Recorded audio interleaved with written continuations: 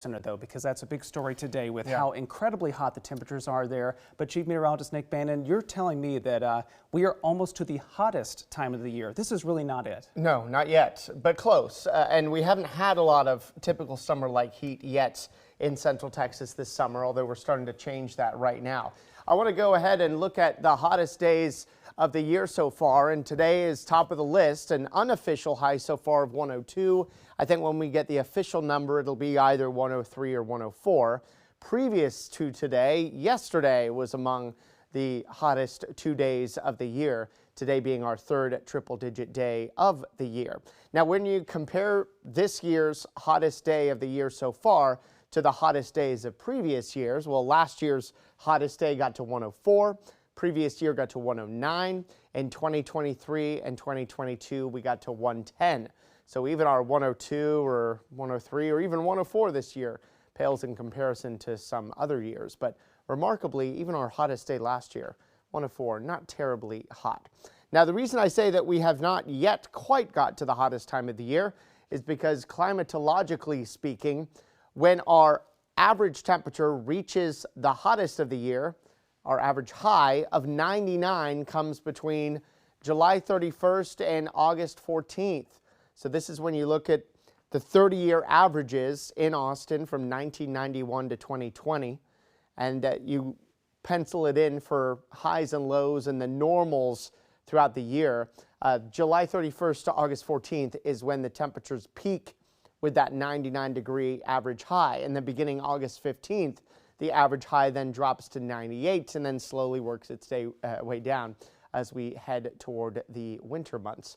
This was actually the topic of my KXAN Plus show today, Nick's First Warning, that you'll be able to watch on KXAN Plus here this evening, or you could also read about it on our blog right now. That's on KXAN.com if you are interested. Do we have the link up for that? Maybe later. All right, let's take a look outside here at the latest on Bertha. Tropical Storm Bertha made landfall in southeastern Louisiana as a tropical storm of maximum sustained winds of 45 miles per hour at 2 when it made landfall, and that has not changed now, although it continues to move overland, and that will likely slow it down a little bit. Still a very unorganized storm system with more of the showers and storms on the southern side and not a whole lot of rain on the northern side, but a little bit of wind with it. We do have tropical storm warnings for almost the entire Louisiana coast, but what changed earlier today, tropical storm watches were issued for portions of the Texas Gulf Coast, including in the Houston-Galveston area. That means that tropical storm conditions are possible within the next 48 hours, but not necessarily guaranteed just yet. All right, where's the track going? Well, Bertha is expected to stay as a tropical storm here through tomorrow afternoon, and then as it enters Texas, it weakens to a tropical depression and then a post-tropical system. It is expected to get torn apart pretty quickly as it arrives into Texas here on Thursday night into Friday, and that should continue to limit the impacts here locally.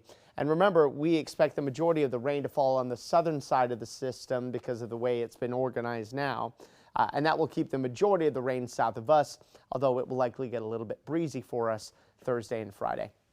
Covington Sellers camera there in high is a mostly sunny one, a few scattered cumulus clouds out there now.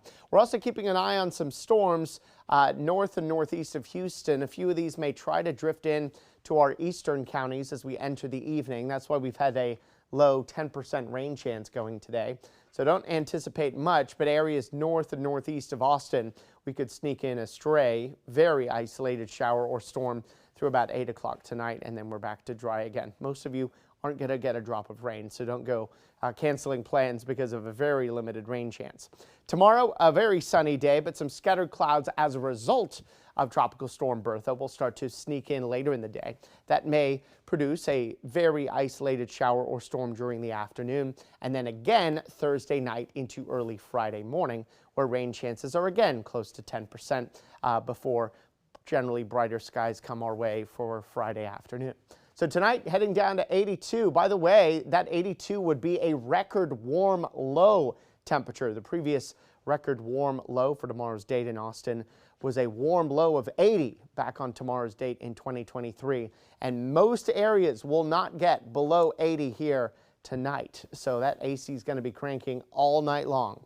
Sun, scattered clouds tomorrow, not quite as hot, but close, 100. A very spotty shower possible later in the day.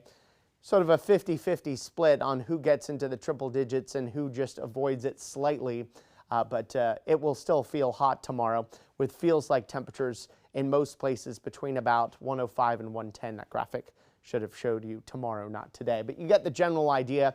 Heat advisory again for tomorrow. Not excessive heat warnings because the feels like temperatures will be just shy of where they were today, but feels like up to about 110 here tomorrow.